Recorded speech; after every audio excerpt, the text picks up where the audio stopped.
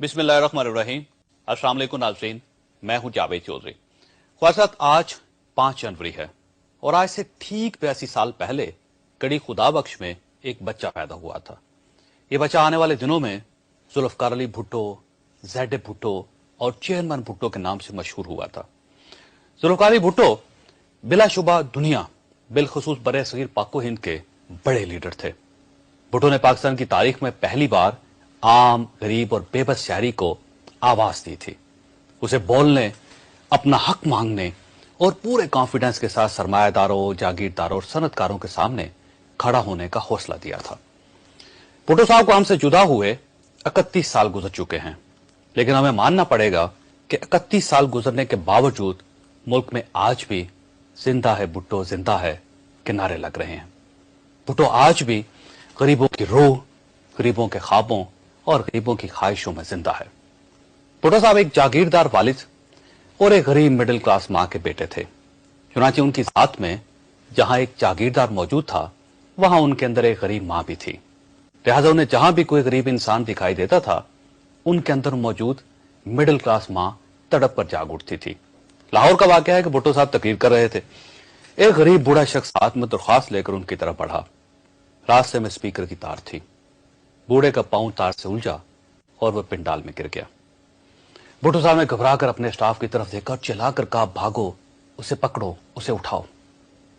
भुट्टो साहब के पीछे उनका सिक्योरिटी ऑफिसर कादर हुसैन खड़ा था। कादर ने बूढ़े को देखते हुए देखा उसको, जाहिर और यह इंसान की नफ्सियात है कि जब भी किसी शख्स को गिरते हुए हम देखते हैं तो हमारी हंसी निकल जाती है। कादर की भी हंसी निकल गई। भुट्टो साहब उसे हंसता देखकर शदीद गुस्से में आ गए और उन्होंने उसी वक्त कादर हुसैन को मुअत्तल कर दिया। यह था गरीब मां का बेटा भुट्टो। भुट्टो साहब के दौर में लाहौरी में एक स्वीपर खातून सड़क पर झाड़ू दे रही थी। किसी ने पूछा, तुम्हारा लीडर कौन है? खातून ने झाड़ू फेरते फेरते जवाब दिया, जी भुट्टो। पूछने वाले ने पूछा, तुम भुट्टो के आने से पहले क्या करती थी? खातून ने जवाब दिया, मैं सड़क पर झाड़ू मारती थी। पूछने वाले ने पूछा, तुम अब क्या करती हो? खातून ने जवाब दिया, मैं अब भी झाड़ू देती हूं। पूछने वाले ने कहा, इसका मतलब है भुट्टो के आने से तुम्हारी जिंदगी में कोई तब्दीली नहीं आई? उसने कहा, हां नहीं आई, लेकिन इसके बावजूद भुट्टो मेरा लीडर है। पूछने वाला पूछा, क्यों? उसने जवाब दिया, क्योंकि भुट्टो ने कम से कम मेरी क्लास के लोगों का नाम तो लिया। भुट्टो ने गरीबों के वजूद को तस्लीम तो किया।